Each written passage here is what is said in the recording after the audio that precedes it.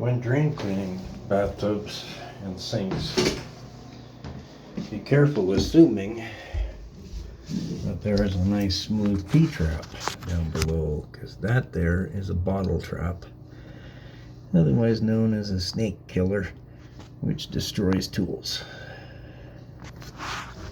So I'm going to end up having to take the cap off of there, put a hose down there so that I can thread my snake through it and have it go through the pipe this way. I'll use my shop vac to vacuum out the bottom of the bottle trap.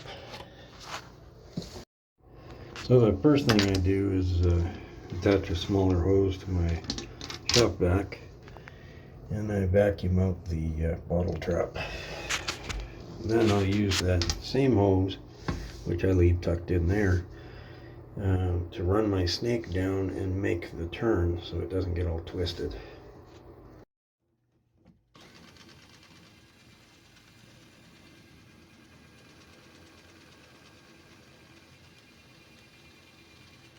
And that's how I snake a backwards pipe in a bottle trap.